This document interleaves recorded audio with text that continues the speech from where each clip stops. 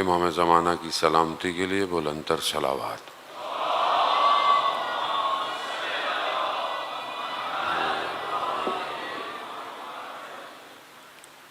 لا حول ولا قوة إلا بالله العلي العظيم۔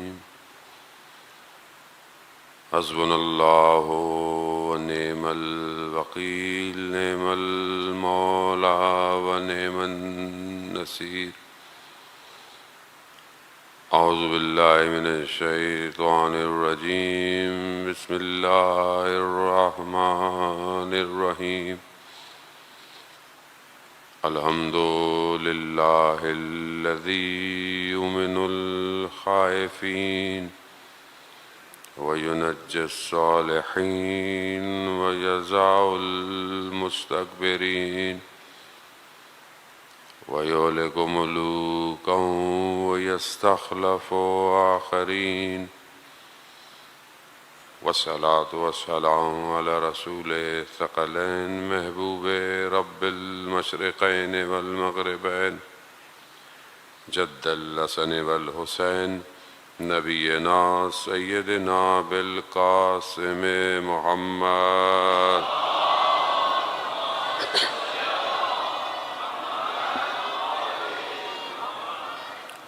وعلى آله الطيبين الطاهرين المعصومين، لا سيما بقية الله في الأرضين، روحي وأرواحنا لتراب مقدمه الفداء، ولعنة الله على أعدائهم أجمعين۔ بسم الله الرحمن الرحيم، رب اشرح لي صدري ويسر لي أمري واحلل عقدة من لساني يفقهوا قولي، والقرآن المجيد الا بذکر اللہ تطمئن القلوب۔ صلوات بھیج محمد۔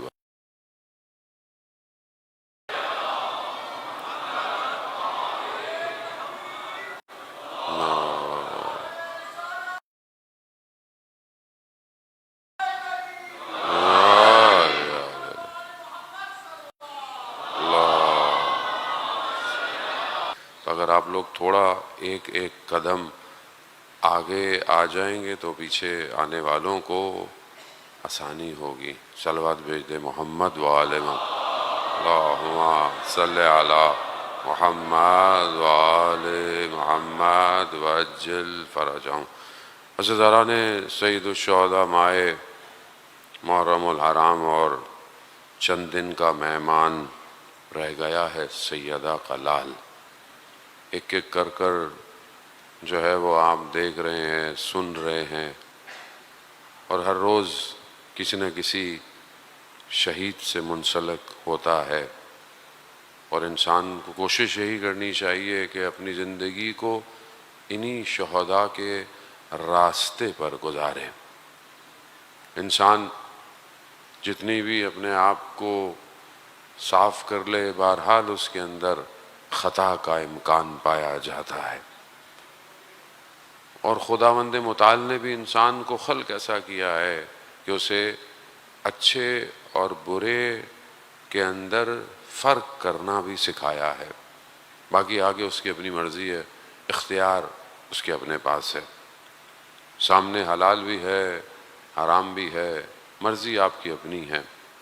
جتنی معرفت بڑھتی چلی جاتی ہے انسان اتنا آگاہ ہوتا چلا جاتا ہے۔ معرفت، شناخت، پہچان، یہ انسان کو اپ گریڈ تب کرتی ہے جب انسان عمل کرتا ہے۔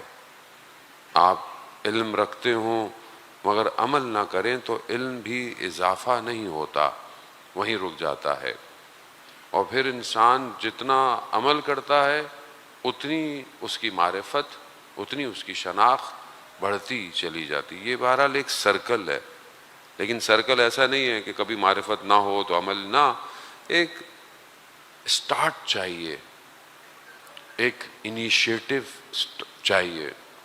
جیسے آپ گاڑی سٹارٹ کرتے ہیں تو بہرحال اس کو ایک ٹچ چاہیے، چاہے وہ سوئچ سے کریں، چاہے وہ بٹن سے کریں، چاہے وہ کسی بھی طریقے سے، بہرحال ایک اس کو ایک سپارک چھوٹا سا جو ہوتا ہے وہ اس کو چاہیے، وہ سپارک پھر آگے سسٹم کو بڑھاتا ہے. یہی سپارک آگاہی ہے، یہی سپارک ایک پہلی کرن ہے روشنی کی جو انسان کے وجود میں پیدا ہوتی ہے. یہ کسی بھی طریقے سے پیدا ہو سکتی ہے. بعض اوقات انسان ڈیڈ ہے، بالکل متوجہ نہیں ہے، کوئی حادثہ زندگی کا اسے یہ سپارک دے دیتا ہے. اب آگے اس کے اپنے اوپر ہے کہ وہ اس سپارک کو ریسیو کیسے کرتا ہے.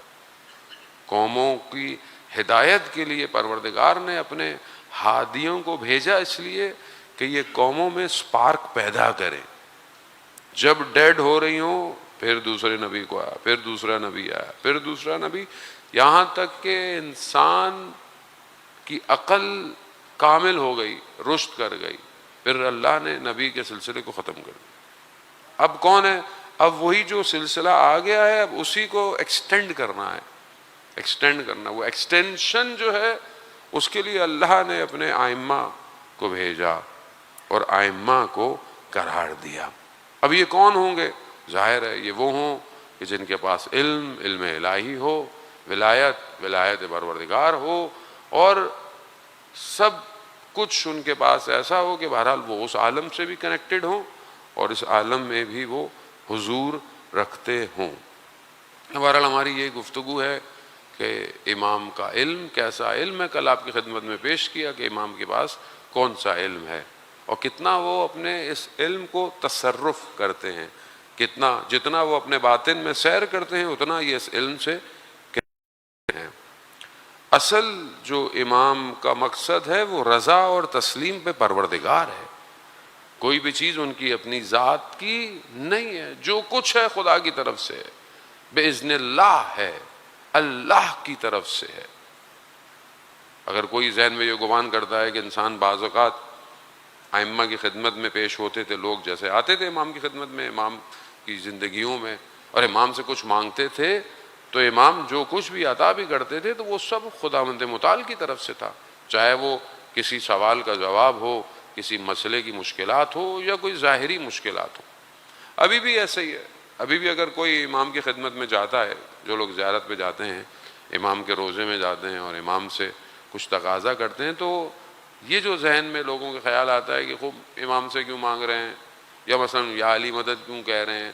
تو دیکھیں، یہ اگر امام سے مانگا جا رہا ہے تو اصل جانتا ہے مانگنے والا کہ یہ امام اللہ کا نمائندہ ہے، اور یہ جو دے رہا ہے یہ خداوند متعال کی طرف سے دے رہا ہے. آپ اپنی زندگی میں بھی تو پریکٹس کرتے ہیں اس کی. آپ کسی دکان پہ جاتے ہیں، تندور پہ جاتے ہیں، روٹی لیتے ہیں، فلانا کام کرتے ہیں، آپ بھی تو کہتے ہیں مجھے دے دو. چاہے اس کے معاملے میں کوئی بھی لین دین کرتے ہیں تو آپ اس معاملے میں دوسرے کی مدد مانگتے ہیں. کسی کو فون کرتے ہیں، پھنس گئے، گاڑی خراب ہو گئی، بھائی میری مدد کو پہنچو. تو یہاں پر کیا وہ شخص جو بھی مدد کر رہا ہے، زندگی میں آپ پھنس جاتے ہیں، کوئی آپ کی مدد کو آتا ہے، تو کیا آپ کی یہ مدد نعوذ باللہ خدا کی مدد کے ساتھ شریک قرار دیتی ہے؟ نہیں. خدا نے اسباب پیدا کیے ہیں، یہ خدا کی طرف سے کسی نہ کسی کے ذریعے سے آپ اپنی زندگی کو آگے بڑھاتے ہیں. تو امام جو ہے وہ خداوند متعال کی طرف سے ہے. ایک شخص بھوک ہے، فقر، امام گریہ کرنے لگتے، رونے لگتے. دوسرا اس کے لیے کچھ کر نہ پائے تو گریہ ہی کرے. کائنات ہمارے اختیار میں ہے، اب یہ مجھنا مشکل میں آیا تو اس کی مدد نہیں کر رہے. تو یہ جب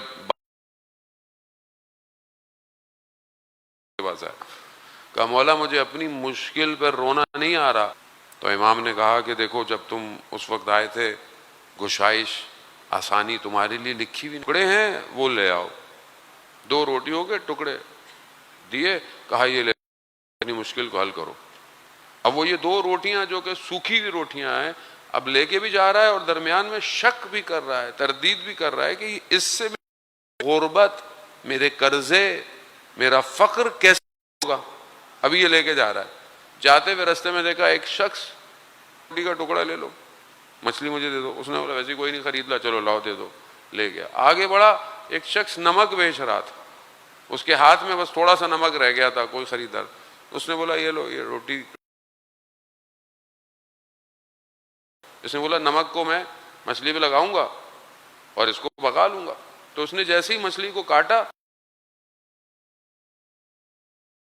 موتی نکلے اس کی شکم سے.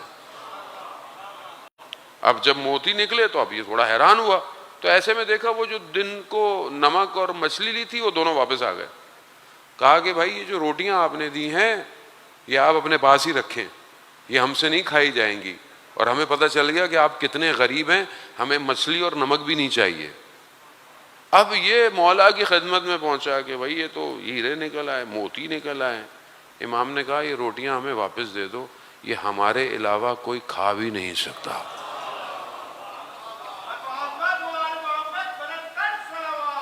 اللہ صلی علی محمد.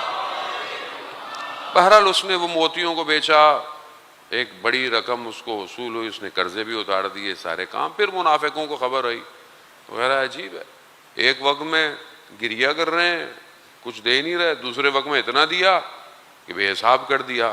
تو جب امام کو یہ خبر ہوئی تو حدیث تو لانی ہے, اور میں اتنا متن میرے حضور ذہن میں کامل بھی نہیں ہے, لیکن امام نے اس حدیث میں فرمایا, جب یہ امام کو بتا تو امام کہہ رہے ہیں کہ حقیقت میں کوئی پروردگار کو پہچان نہیں پایا اور نہ ہی اس کے اولیاء خدا کو پہچان پایا. حقیقت یہ ہے کیونکہ اولیاء خدا اللہ کی رضا پر تسلیم ہوتے ہیں, جو وہ کہے ہے بسم اللہ, نہیں ہے خدا کی مرضی ہے. ابھی بعض اوقات جب ہم اپنی زندگی میں ایک بچے کی طرح ضد کرتے ہیں, مولا اتنی مشکل میں ہوں, مولانا صاحب حج کر لیا, عمرہ کر لیا, سید الشہداء کی زیارت پہ کربلا چلا گیا, قبے کے نیچے کھڑے ہو کے دعا مانگ لی, میری دعا قبول نہیں ہو رہی. بھائی نہیں ہو رہی, نہیں ہو رہی, خدا کی مرضی ہے. اپنی یا تو توحید کو نہ سمجھیں, جب توحید سمجھ آئی آپ کو کوئی منع نہیں کر رہا آپ دعا نہ مانگیں, آپ زحمت نہ کریں, آپ محنت نہ کریں, لیکن اس کی رضا پہ تسلیم ہونا اصل میں جو ہے وہ کمال ہے. تسلیم ہونا, تسلیم ہو جائے, پروردگار میں کوشش کر رہا ہوں, دعا نہیں ہو رہی, نہیں ہو رہی ہے, شاید ابھی نہیں ہوگی, شاید بعد میں ہو جائے گی, شاید اس کے بعد ہو جائے گی. دعا کے بھی تو حصے ہیں نا, جو ہم دعائیں مانگتے ہیں اس کے بھی کئی ریزنز ہیں حدیث و روایات کی روشنی میں. کچھ دعائیں ہیں جو فوراً قبول ہو جاتی ہیں, یعنی آپ جیسے مانگیں گے ایز اٹ از پوری ہو گئی, میرا فلانی جگہ ایڈمیشن ہو جائے, ہو گیا ایڈمیشن, چلو بس. اچھا بعض اوقات ہمارے لوگ ایسے ہیں کہ کوئی دعا فوراً قبول ہو جائے تو بعد میں کہتے ہیں کاش کچھ اور مانگا ہوتا. بھائی جو مانگا ہے قبول ہو گیا, شکر کیجئے, کچھ اور کیا مانگا ہوتا, یہی پورا ہونا تھا آپ کے لیے. کچھ دعائیں ایسی ہیں جو دیر سے پوری ہوتی ہیں, خدا مصلحت رکھتا ہے, خدا ہمارے لیے مصلحت ہے, اس کی حکمت ہے کہ ابھی اس کو دینا نہیں ہے, بعد میں دیتے. قرآن بھی ایسی دعاؤں کا ذکر کر رہا ہے. حضرت موسیٰ کی دعا مستجاب ہو گئی تھی نجات کے لیے, لیکن قبول کب ہوئی؟ 20 سال بعد. 20 سال بعد ان کو وہ اپرچونٹی ملی. اس طرح بہت سارے لوگ دعائیں. کچھ دعائیں ہیں کہ خدا جن کو ظاہری قبول نہیں کرتا لیکن اس کے بدلے میں آخرت میں جزا دے گا.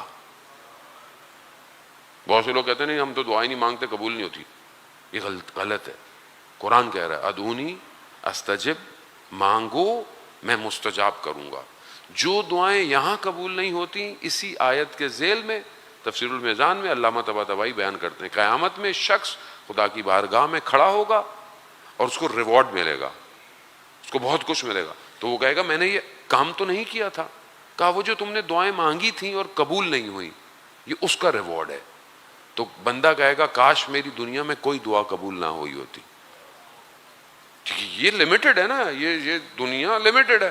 ہمیں بس یہی نظر آ رہا ہے, مطلب یہ دیوار, چھت, اس کے نیچے, ہمیں دیوار کے باہر نظر نہیں آ رہا کہ خدا نے میرے لیے باہر کیا لکھا ہوا ہے, نظر ہی نہیں آ رہا. تو میں یہیں پر جو ہے وہ اپنی پوری کوشش میں لگا ہوں, یہی نیاز کی لائن میں لگا ہوا ہوں, یہی مجھے ملنی ہے. کیا پتا آپ یہاں سے چھوڑ کے جائیں, آگے اس سے اور نیاز بھی ہو, لیکن ہم یہیں تک ہے, جتنا نظر آ رہا ہے اتنا ہے. تیسری چوتھی چیز دعا کے قبول نہ ہونے یا دعا دیر سے قبول, کہ خدا ان دعاؤں کے بدلے میں بہت ساری مصیبتوں کو ہم سے دور کر رہا ہے. یہ ہمیں نہیں سمجھ میں آتا. آپ اپنی زندگی میں دیکھیں، بندہ روڈ پہ گزرا، حادثہ ملی سیکنڈ میں بچ گیا، خود آپ کو احساس بھی ہوا، لیکن آپ نے شکر نہیں کیا، خدا نے آپ کو کسی دعا کے صدقے میں بچا دیا۔ خوب یہ بہت ضروری ہے کہ انسان عزیزان بہت خوب امام کے پاس جو علم ہے، علم چاہتا ہے جب وہ سیر باطنی کرتا ہے تو وہ اس کے سامنے حاضر ہے۔ اب صدر اسلام کا دور ہے، شخص نے تقیان حضرت علی ابن ابی طالب علیہ السلام، اللہم صلی علی محمد، امام سے پوچھا کہ آپ سے جب بھی کوئی مسئلہ پوچھا جائے، سوال پوچھا جائے یا کوئی فیصلہ کروایا جائے، آپ جانتے ہیں نا باقاعدہ کتابیں بھی ہیں، قضاوت ہے یا فیصلے جو ہیں امام علی کے، ایک بک بھی ہے، اردو میں بھی ہے یا انگلش میں بھی ہے، کوئی چیز کیا جائے آپ بہت جلدی کرتے ہیں، یعنی آپ فوراً بتا دیتے ہیں۔ تو امام نے اس سے سوال کیا، تمہارے ہاتھ میں انگلیاں کتنی ہیں؟ اس نے بولا 5۔ کہا تم نے جلدی کیوں کی؟ کہا کیونکہ یہ مجھ سے مخفی نہیں ہے، چھپا ہوا نہیں ہے، اور میرے علم میں حضور میں 5 ہی انگلیاں ہیں۔ کہا تو ہمارے نزدیک بھی جو امر مخفی نہیں ہے ہم فوراً بتا دیتے ہیں، مخفی نہیں ہے، مطلب اس کو ظاہر ہے امام کے علم کے ساتھ تو ہم کمپیئر نہیں کر سکتے دنیا کا علم، مگر مثال کے طور پر کسی میتھمیٹیشین سے کوئی فارمولہ پوچھیں وہ شاید فوراً سولو کر دے، اور کسی عام آدمی سے پوچھیں اس کو ٹائم لگ جائے، ہو سکتا ہے سولو بھی نہ۔ یہ توجہ باطن پر چل رہا ہے، اس کے پاس علم بہت ہے۔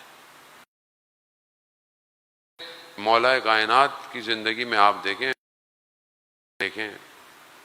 بہت سارے ایسے فیصلے ہیں، آپ سنے بھی ہوں گے، لوگ آئے اور ان کے پاس 17 اونٹ تھے، 60% تھا، 30% تھا، ایک کا جو تھا وہ بالکل کم پرسنٹیج پہ تھا، 17 آڈ فیگر ہے، ڈسٹریبیوٹ نہیں کر پا رہے تھے، اور نہ ہی ایک دوسرے کو تیار تھے دینے کو کہ چلو کسی کو تھوڑا سا زیادہ دے دیں، نہیں، کم نہیں، لڑ رہے ہیں، سمجھ میں نہیں آ رہا۔ تو امام نے کہا اگر فیصلہ کروانا ہے مجھ سے تو کیا میں اپنا ایک اونٹ اس میں اضافہ کر دوں؟ کتنے 17 ہیں؟ 18 ہو گئے۔ کہا جس کا 50% ہے اس کے کتنے اونٹ ہوں گے؟ 17 کے حساب سے 8.5 اونٹ۔ کہا چلو میں نے تمہیں 50% زیادہ دیا، 9 اونٹ تم لے جاؤ، 50% ہو گیا اس کا پورا۔ جس کا جو ہے وہ 50 سے کم تھا اس کے بن رہے تھے کوئی 5 کچھ اونٹ، تو اس کو کہا تم 6 اونٹ تم لے جاؤ، یہ لو اضافہ لے جاؤ، تمہیں زیادہ دے دیا، 9 دے دیے ایک کو اور ایک کو 6 دے دیے۔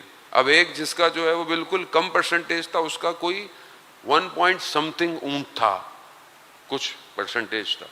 امام نے کہا جاؤ میں نے تمہیں اس کے بجائے 2 اونٹ دے دیے اور اپنا اونٹ واپس لے لیا، یعنی 9 6 اور 2 ہو گئے 17۔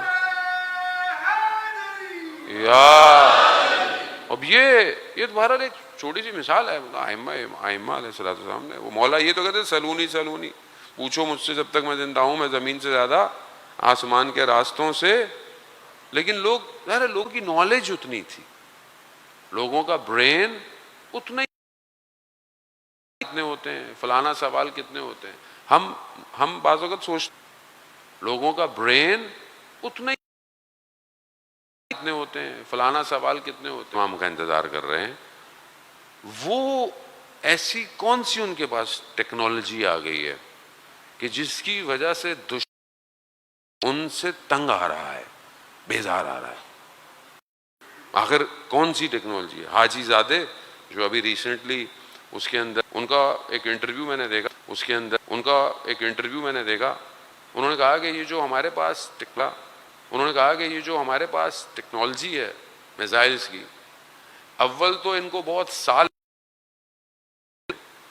اور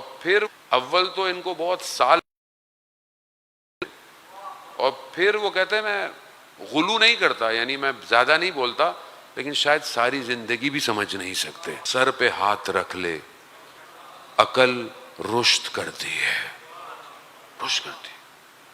لشکر امام کا لشکر ہے، کوئی اور لشکر یا. تو اب اگر ہم پریکٹیکل چاہتے ہیں اپنے آپ کو کمال پہ لے کے جائیں، امام کے قریب کرنا پڑے گا.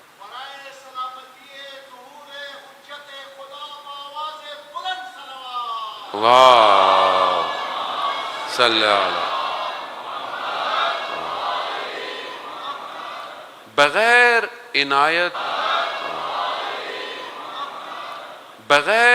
عنایت ولی خدا کے عقل انہینس نہیں ہو سکتی. دنیا جس لبرلائزیشن، سیکولرزم، یہ عقل نہیں ہے.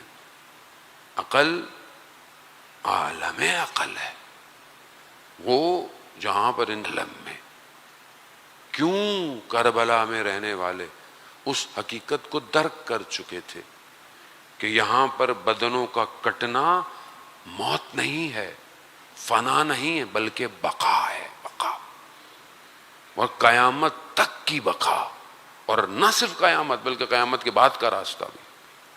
اب یہ کیونکہ امام کے سائے میں جب آ گئے، عقل رشد کر گئی. ہر دور کے اندر ایسے ہی ہے. اگر ہم بھی چاہتے ہیں کہ ہم آگے کی طرف بڑھیں اپنی ظاہری زندگی میں، اور اصل ہدف دیکھیں امام ہے. دشمن کا بھی ہدف امام ہی ہے. یہ باقی سب سٹوریاں ہیں، نیوکلیئر تو یہ سب سٹوریاں ہیں، یہ سب داستانیں ہیں، اس میں دھوکے میں نہ رہیں. ریئلٹی یہی ہے کہ وہ ہم سے زیادہ امام کا انتظار کر رہا ہے. معرکہ حق اور باطل کا ہے. معرکہ کسی قوم کا، کسی ملک کا، کسی فرقے کا نہیں ہے، حق اور باطل کا ہے. کہاں کھڑے ہو؟ پریکٹیکل کیا ہے کہ ہمیں آگے بڑھنا ہے، ہمیں صرف شعار نہیں دینے، صرف نعرے نہیں لگانے. تو جب تک امام کی معرفت نہیں ہوگی، امام کو ہی نہیں سمجھیں گے، تو امام کا ساتھ کیسے دیں گے آپ؟ جب امام سمجھ میں، جو کمپنی میں جہاں آپ نے جاب لینی ہے، جہاں آپ کو ہائر ہونا ہے، اس کمپنی کی انفارمیشن ہی نہیں ہے آپ کے پاس کہ وہ کمپنی کتنی بڑی کمپنی کون ہے، اور وہ کہاں روٹیٹ کرتی ہے، کہاں موو کرتی ہے، داستانیں نہیں ہے. یہ احادیث و روایات بیان کر رہی ہیں کہ وہ جو لوگ ہوں گے جو آخری امام کے ساتھ جو بالکل قریب لوگ ہوں گے، کون ہوں گے؟ وہ اشارہ کریں گے، درخت اپنی جگہ چھوڑ دیں گے. یعنی ان کا علم اس علم کے ساتھ متصل ہو جائے گا، وہ خود عالم باطن میں سیر کریں گے. آیت اللہ نخود کی اصفہانی رضوان اللہ تعالی علیہ مشہد مقدس میں، حرم امام رضا علیہ الصلوۃ والسلام میں، اللہ صلی علی محمد، اس صحن میں ایک پلر ہے. مجھے اتنے فٹ نیچے دفنانا، مسجد کی تھی، تو جہاں ان کی قبر تھی وہاں پر آ کر کھدائی رک گئی. یعنی گویا وہ جانتے تھے حرم کب بنے گا اور کتنا بنے گا. ان کا بیٹا کہتا ہے کہ مجھے بابا نے کہا کہ چاند دیکھو، چاند نکلا کہ نہیں نکلا. تو میں اوپر چھت پہ گیا تو دیکھا بادل تھے. میں واپس نیچے آیا، میں نے کہا بابا بادل ہیں، چاند نظر نہیں آ رہا. تو کہا جاؤ اوپر جا کر بادلوں سے کہو نخود کی کہہ رہا ہے، سائڈ پر ہو جائیں. علم تصرف کر رہا ہے کائنات میں، اپنا علم نہیں ہے. علم علم الہی ہے. کیسے ہوگا یہ؟ کس طرح ہوگا؟ مرزا علی رضی تبریزی آیت اللہ ہیں، مجتہد ہیں. استاد فاطمی نیا بیان فرماتے ہیں کہ تبریز کے مجتہد عالم تھے. ان کے ایک بھائی نے کتاب لکھی جو بہت مشہور کتاب تھی، اس کی مؤلف بھی وہی ہیں. اتنی بڑی شخصیت تھے کہ جب قوم آئے انقلاب سے پہلے کے دور میں، تو امام خمینی نے اپنے گھر والوں کو کہا کہ یہ شخص ایسا ہے جو سوچے بغیر جس کی تقلید کی جائے. علم اتنا تھا. وہ کہتے ہیں کہ میں اپنے گھر میں تبریز میں، میرے گھر میں کام ہو رہا تھا، رینوویشن ہو رہی تھی. بات سازی ہو رہی تھی، تو مزدور کام کر رہے تھے، لیبر کام کر رہی تھی، تو اس میں ایک جوان تھا، ایک جوان. تو میں اکثر دیکھتا تھا یہ جوان مختلف ہے، میں بہانہ ڈھونڈتا تھا میں اس سے بات کروں کسی طریقے سے.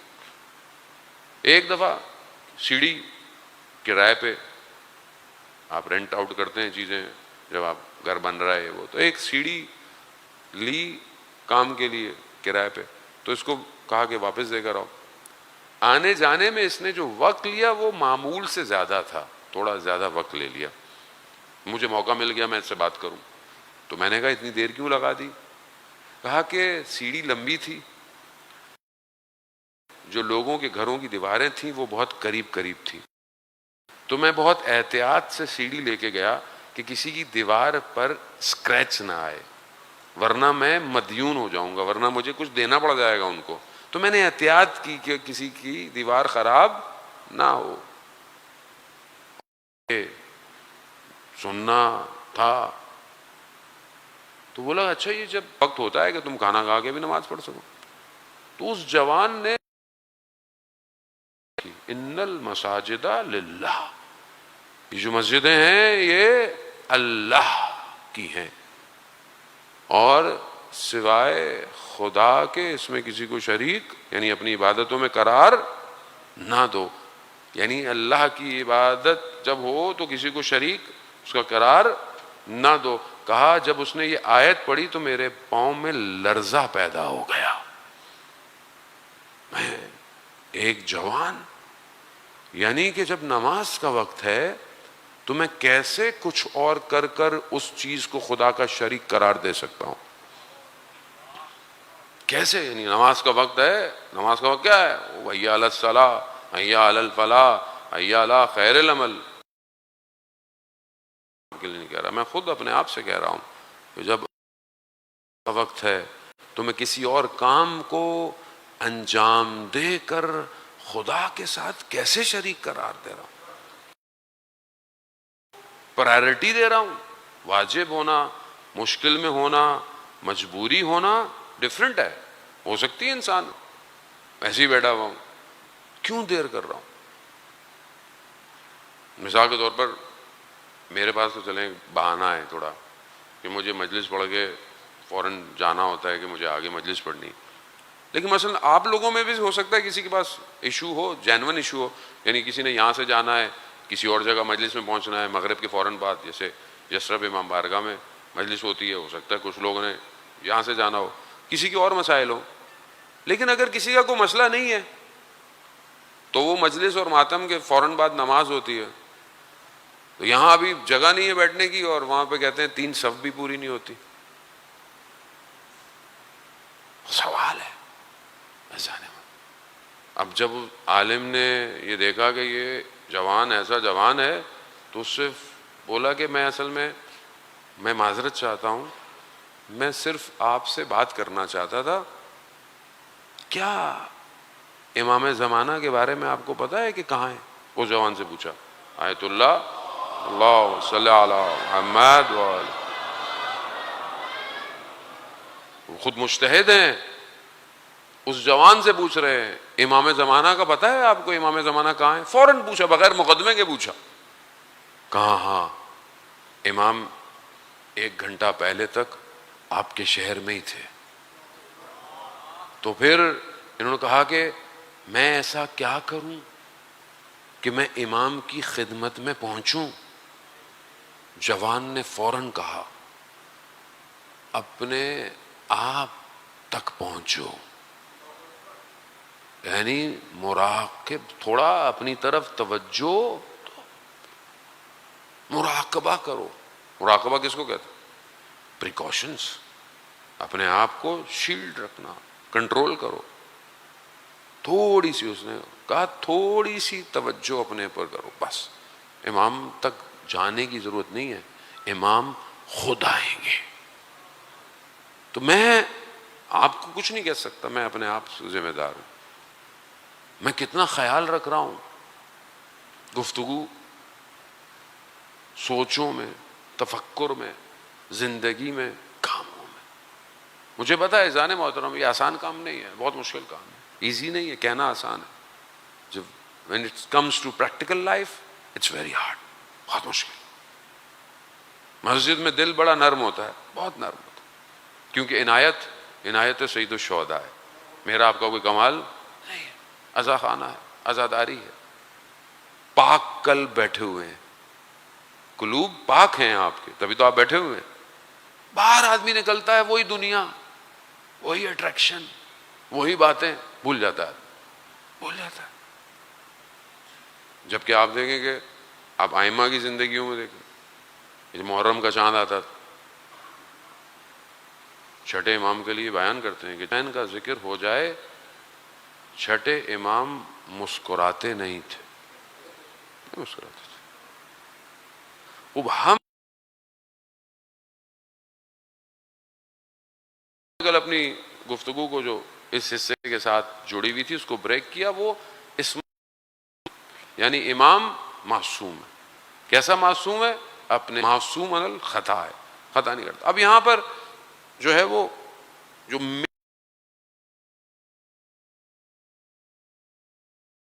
میں باقی فرقوں میں اور فقہ جعفریہ میں, فقہ جعفریہ کے نزدیک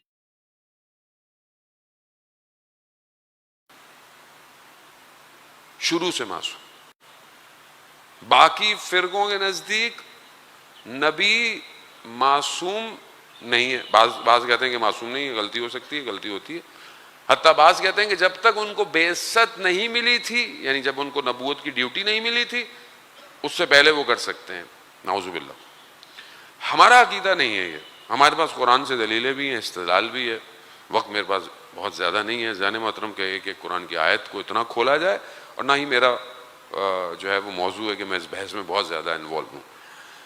لیکن ایک لاجیکل ریزن ہے کہ جو خود خطا کر لے کسی بھی حوالے سے, وہ کیسے اور کو سیدھے راستے کی ہدایت دے گا. کسی کے اندر گنجائش بھی پائی جاتی ہو, ہے نا. ایک تو ہوتا ہے نا کہ نہیں, لیکن گنجائش ہے, غلطی کر سکتا ہے انسان, تو کر سکتا ہے, خطا کار ہے وہ تو کر سکتا ہے. لیکن اگر جو ہادی جسے اللہ نے اپوائنٹ کیا ہے, اگر اس کے اندر یہ گنجائش بھی ہو, یہ آپشن بھی ہو کہ وہ کر سکتا ہے, تو پھر دیر از آلویز آپشن کہ نیشن بھی خطا کر سکتی ہے. جبکہ خدا دیکھیں سب پلٹ کے کہاں جاتا ہے؟ توحید پہ جاتا ہے. جب تک توحید صحیح نہیں ہوگی نا, تب تک آپ نیچے صحیح نہیں کر سکتے. جب لوگوں کے ذہن میں یہ ہو کہ اللہ تو یزید کو بھی جنت میں ڈال دے گا, ہے نا لوگوں کے ذہن میں, بھائی اللہ معاف کر دے گا, آپ کیوں اتنا وہ کر رہے ہیں, تو بھائی ایسا خدا بھی آپ ہی کو مبارک ہو. پھر جو خدا عادل نہیں, عدالت کو قائم نہیں کرتا, وہ ہمارا خدا نہیں ہے.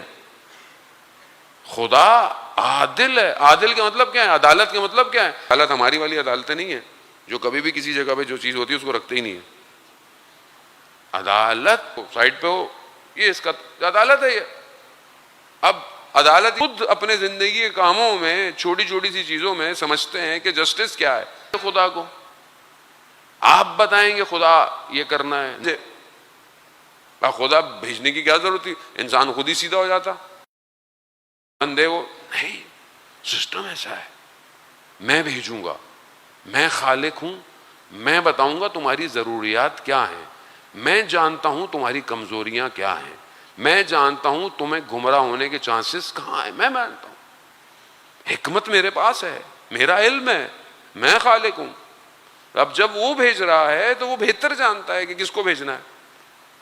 عدالت ہے, عدالت. خدا وہ بھینس جو ہے انڈے سے ہاتھی پیدا, یہاں پر یہ سوال نہیں ہوتا کہ کیا مطلب ہے خدا قادر نہیں.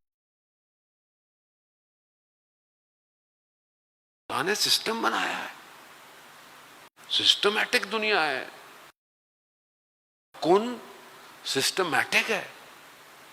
جان ایلیا کی شیر کی طرح نہیں ہے کن ویا کن اتنی, یعنی ارادہ پروردگار ہے. کسی شخص کا ارادہ ہے, جہاں ارادہ کیا ہر چیز اپنی جگہ پر قائم ہو گئی. ارادہ. اور جب وہ ارادہ کرتا ہے تو اس کے ارادے کے آگے کوئی چیز ٹھہر نہیں پاتی. اس کا ارادہ ہے, وہ کر رہا ہے اور وہ کرے گا. یہ میرے اپنے اوپر ہے کہ میں اس کے اس ارادے میں شامل ہو رہا ہوں کہ نہیں ہو رہا. وہ عصمت کی بحث. حضرت ابراہیم علیہ السلام نے جو دعا کی کہ جب ان کو وَإِذِ ابْتَلَىٰ إِبْرَاهِيمَ سورہ بقرہ کی جو آیت ہے, مشہور آیت ہے, کہ پروردگار نے حضرت ابراہیم کو امتحان میں مبتلا کیا, کامیابی دی. اس کے بعد کیا کیا؟ ہم نے ابراہیم کو امام بنایا, امام قرار دی. حضرت ابراہیم ہے, نبی ہیں, رسول ہیں, سب کچھ ہے, لیکن تمام چیزوں سے گزرنے کے بعد کیا کہا؟ ہم نے حضرت ابراہیم کو امامت کی بھی جو ڈیزگنیشن ہے وہ عطا کی. فوراً حضرت ابراہیم نے دعا کی, پروردگار میری ذریت سے بھی امام بنانا, میری ذریت سے. حضرت ابراہیم کی دعا ہے. آگے والے حصے میں کیا کہا پروردگار؟ لا ینالو احد, میں کسی.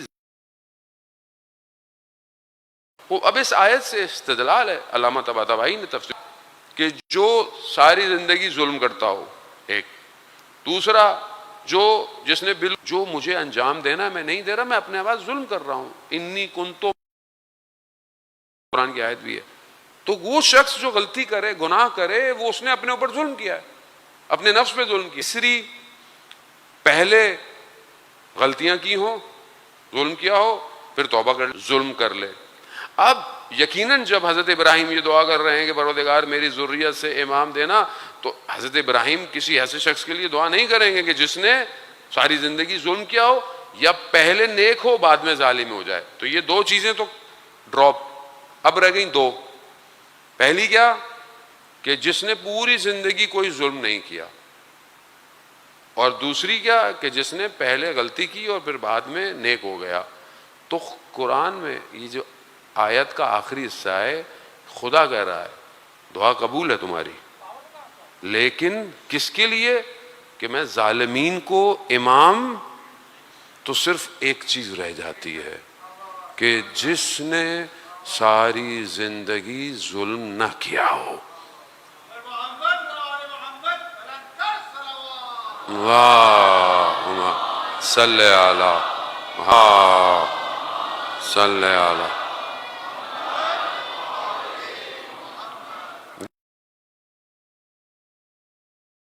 کوئی کام نہیں کیا, یعنی کیا؟ معصوم ہے. معصوم کل بھی میں نے آپ کی خدمت میں پیش کیا.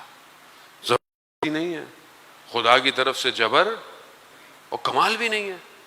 جب آپ اپنی زندگی میں زبردستی کسی کی ایسی تربیت کریں, زبردستی کچھ نہ بتائیں, کچھ نہ دکھائیں اور اس کو, تو وہ کوئی کمال نہیں ہے.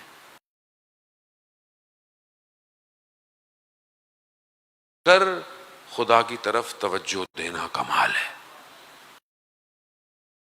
کمال رکھتے ہیں تو یہ ائمہ کے لیے کیسا ہوگا؟ تو عزیزان محترم, خوب اسی لیے معصوم ہے. اب کوئی نہیں مان رہا, بحث کر رہا ہے, وہ کرتے رہیں بھائی, ہمیں ضرورت بھی نہیں ہے. ہم لوگ ویسے بھی کوانٹٹی کے قائل بھی نہیں ہیں, ہم لوگ کوالٹی کے قائل ہیں. بحث میں اپنی انرجی کیوں ضائع کریں؟ نہیں مانو, نہیں مانو. ہم ویسے ہی تھوڑے سے ہو گئے, ہم نے دنیا کو بتا دیا کہ ہم کون ہیں.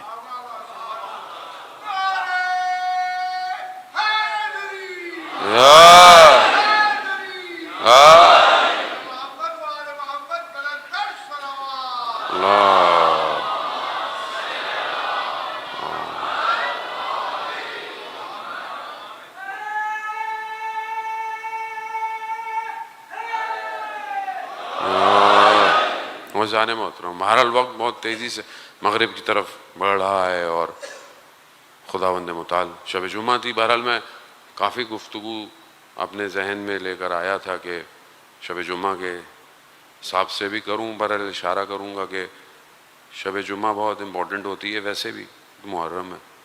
دعا, مناجات, گریہ, محرومین کے لیے دعا کرنا, کی مغفرت کے لیے دعا کرنا, ان کے لیے فاتحہ پڑھنا, ہدیہ دینا. بہرحال کیونکہ ہم دنوں میں اگر ایک دھرم ہے تو آج جو دے گا وہ 1000 دھرم کے برابر ہے. تو اور جو لوگ دنیا سے چلے گئے ہیں ان کے بارے میں ضرور سوچا کریں، ان کو ضرورت ہے یہاں سے کچھ ان کی خدمت میں پہنچے۔ عالم برزخ ہے، دیکھ رہے ہیں، توجہ ان کی ہوتی ہے اپنے چاہنے والوں کی طرف، اولاد کی طرف، اگنور نہ کریں۔ بہرحال یہ آپ کے میرے والدین خدا جن کے زندہ ہیں ان کا سایہ قائم رکھے، جو دنیا سے چلے گئے خدا ان کی مغفرت فرمائے اور اہل بیت کے ساتھ انہیں محشور فرمائے۔ عزیزان محترم کہ بہرحال ان کی محنت کا نتیجہ ہے جو آج آپ یہاں بیٹھے ہوئے ہیں، ان کے اس حلال لقمے کی زحمتیں ہیں جو انہوں نے اپنی زندگی میں کوشش کی اور آپ کے دہان میں ڈالے۔ یہ حلال لقمے ہیں کہ جو آپ کو ولایت تک لے کر آئے ہیں۔ کوئی اس میں ان کے لیے بہرحال دعا کیا کریں۔ عزیزان محترم موضوع اور بھی تھے، میں بہت معذرت چاہتا ہوں، مجھے کہا بھی گیا، لیکن چلیں بہرحال آہستہ آہستہ بڑھیں۔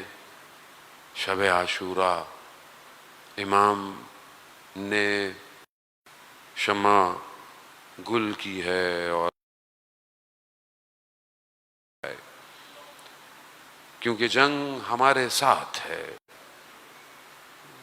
ہم مگر کوئی نہیں گیا، سب نے کہا۔ امام نے اس کے بعد پھر سب کے مقامات بھی بتائے، شہادت بھی بتائی۔ اس اثنا میں کہ جب امام یہ سب بتا رہے میں پیچھے بیٹھا ہوا تھا، جب انسان کیا ہماری باری نہیں آئے گی؟ بعض علماء بیان کرتے ہیں کہ امام حسین نے کہا قاسم آپ کی تو باری آئے گی، علی اصغر کی باری بھی آئے گی۔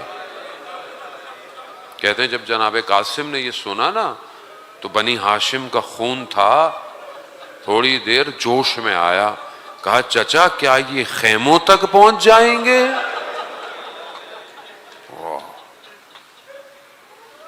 خیموں تک پہنچ جائیں گے۔ امام حسین نے اس چھوٹے سے بچے سے پوچھا قاسم آپ کے لیے موت کیا ہے؟ امام پوچھ رہے ہیں، امام کی علم، امام کی معرفت آپ جانتے ہیں، آگے بچہ بھی امام کا بھتیجا بھی ہے، امام کا بیٹا بھی ہے۔ چچا جان موت میرے لیے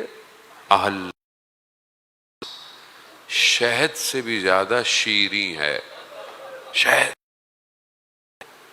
اور یہ جملہ کوئی خطابت کا جملہ نہیں تھا، شب عاشور ہے۔ امام نے کہا ٹھیک باری۔ روز عاشور جناب قاسم بار بار اپنے چچا کے پاس جاتے ہیں، چچا مجھے اجازت ہے؟ امام منع کر دیتے ہیں نہیں ابھی اجازت۔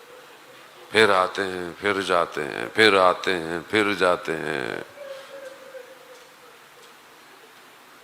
جب حضرت علی اکبر شہید ہو گئے نا تو امام حسین تلوار زمین پر پڑے علی اکبر کے غم میں بیٹھے ہوئے ہیں۔ امام نے دیکھا کہ بغیر ذرا یعنی نہ وہ لباس ہے، وہ کلا ہے فوجی، تلوار لٹکائے قاسم آ رہے ہیں۔ ایک نگاہ پڑی نا تو بھائی کی جوانی یاد آ گئی۔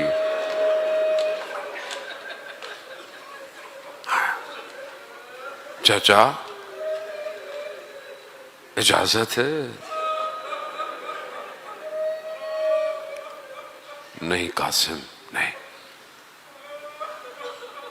کہا چچا ہم علی اکبر کی طرح ہی ہیں، تو علی اکبر تو چلے گئے،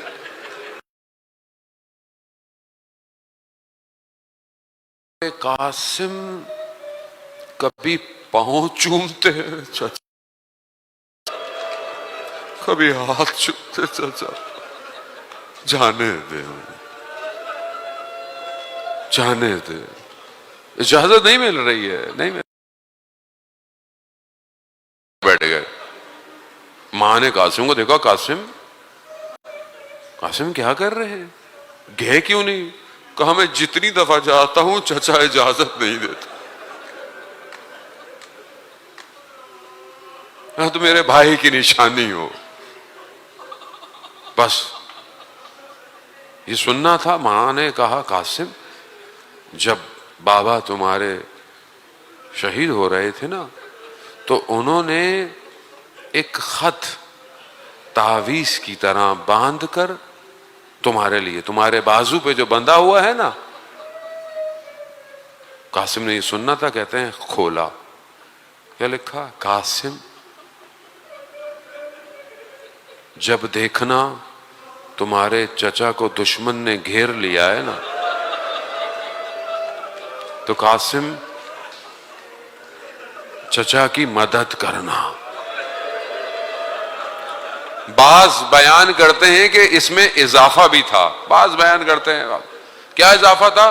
کہا اگر چچا اجازت نہ دے تو اتنی بار جانا کہ اجازت مل جائے۔ بس اب جب جناب قاسم کے ہاتھ میں خط آیا نا تو اب تو جناب قاسم کے تیور بدل گئے، اب تو سفارش مل گئی نا۔ اب جب جناب قاسم چلتے ہوئے جا رہے ہیں نا تو امام حسین نے قاسم کو دو، امام حسین سمجھ گئے اب سفارش لے کر آ رہا۔ آئے جناب قاسم آئے،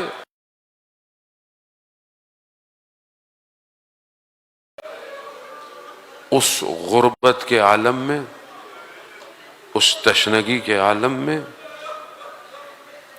بھائی کے رسم الخط پر نگاہ، بس بھائی یاد آ گیا، حسن بھائی یاد آ گیا۔ اور کیا کیا یاد نہیں آیا ہوگا، جب بھائی یاد آیا ہوگا تو کیا کیا یاد نہیں آیا ہوگا۔ مدینہ میں جلتا دروازہ، رات کی تاریکی میں ماں کا جنازہ، سب یاد آیا۔ کوفہ، بابا کے سر پر زرد رومال، سب یاد آیا۔ مدینہ، بھائی کے جگر کے ٹکڑے جب تشت میں آئے، سب یاد آیا۔ یہی تو وقت تھا کہ جب امام حسین نے اپنے بھائی کے جگر کے ٹکڑے دیکھے نا تو اس طرف چہرہ کر کر رونے لگ گئے تھے۔ امام حسن نے اس وقت کہا تھا حسین آپ کیوں رو رہے ہیں؟ لا یومو یومو کا باب نہیں ہے۔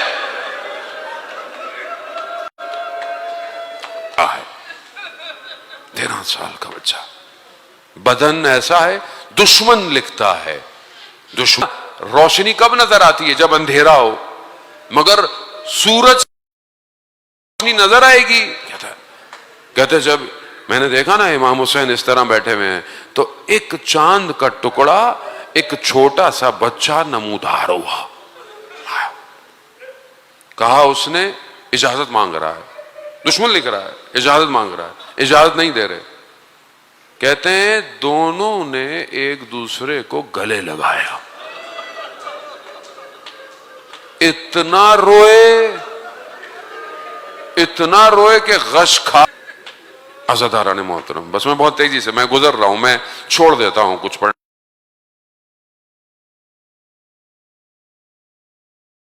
بدن تو ایسا ہے کہ ذرا پہنا نہیں سکتے، سر پہ وہ لوہے کا کل، دونوں طرف تحت الحنق سوار،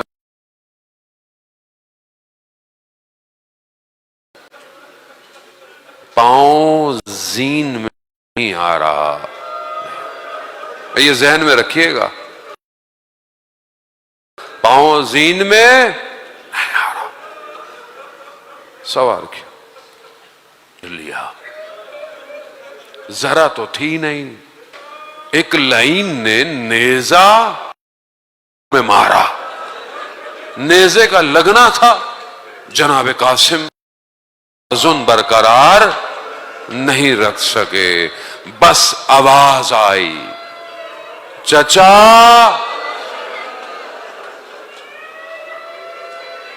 میرا آخری سلام۔ بعض کہتے ہیں کہ دشمن جس کے 3 بیٹوں کو جہنم واصل کیا تھا نا، اس نے پوری کوشش کی کروں ماروں کی طرح، اتنی تیزی سے امام حسین پہنچے ہیں اور امام حسین نے دشمن کو دور کیا، لیکن بھگدڑ مچ گئی، بھگدڑ مچ گئی، بھگدڑ مچ گئی۔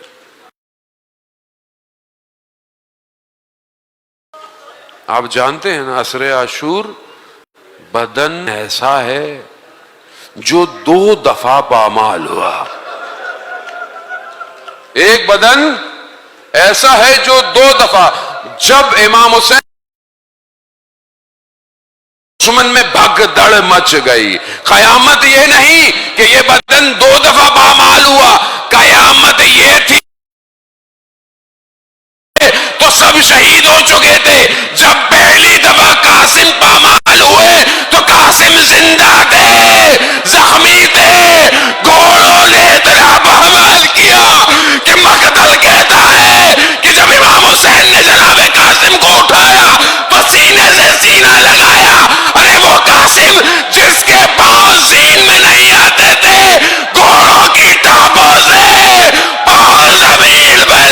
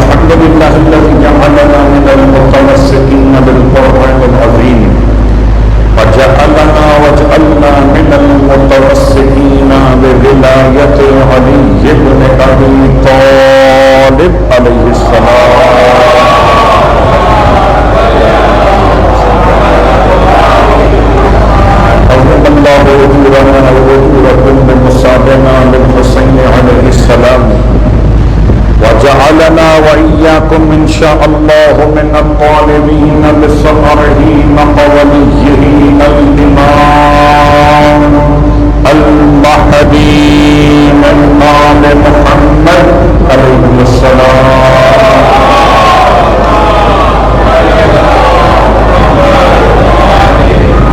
صلى الله عليه يا أبا عبد الله. السلام عليك يا ابن رسول الله وعلى الأرواح التي حلت بثنائك.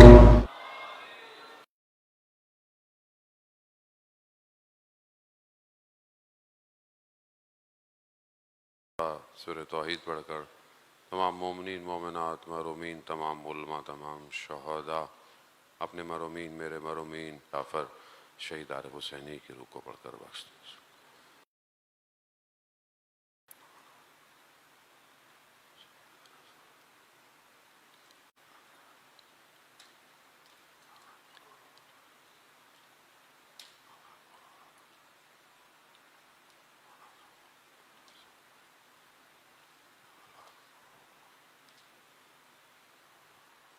امام زمانہ کی سلامتی کے لیے بلندتر صلوات.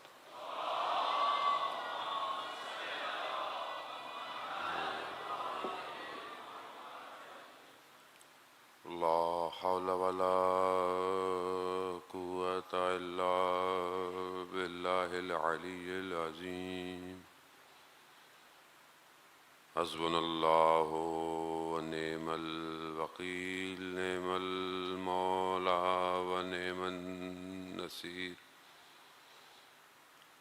أعوذ بالله من الشيطان الرجيم بسم الله الرحمن الرحيم الحمد لله الذي يؤمن الخائفين وينجي الصالحين ويزع المستكبرين ويهلك ملوكا ويستخلف آخرين والصلاة والسلام على رسول الثقلين محبوب رب المشرقين والمغربين جد الحسن والحسين نبينا سيدنا بالقاسم محمد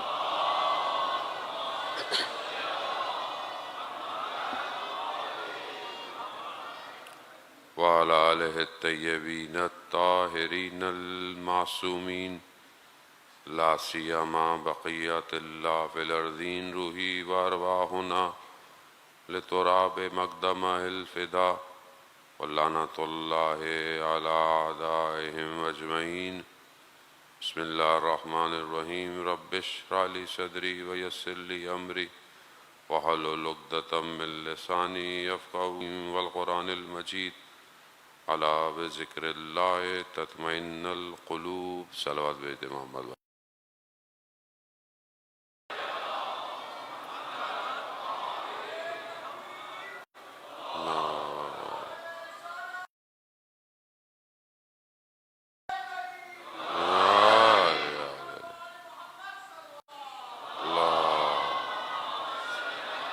اگر آپ لوگ تھوڑا ایک ایک قدم آگے آ جائیں گے تو پیچھے آنے والوں کو آسانی ہوگی صلوات بھیج دے محمد وآل محمد اللہم صلی علی محمد وآل محمد وعجل فرجہم عزیزاران سید الشہداء مائے محرم الحرام اور چند دن کا مہمان رہ گیا ہے سیدہ کا لال ایک ایک کر کر جو ہے وہ آپ دیکھ رہے ہیں سن رہے ہیں اور ہر روز کسی نہ کسی شہید سے منسلک ہوتا ہے اور انسان کو کوشش یہی کرنی چاہیے کہ اپنی زندگی کو انہی شہداء کے راستے پر گزارے انسان جتنی بھی اپنے آپ کو صاف کر لے بہرحال اس کے اندر خطا کا امکان پایا جاتا ہے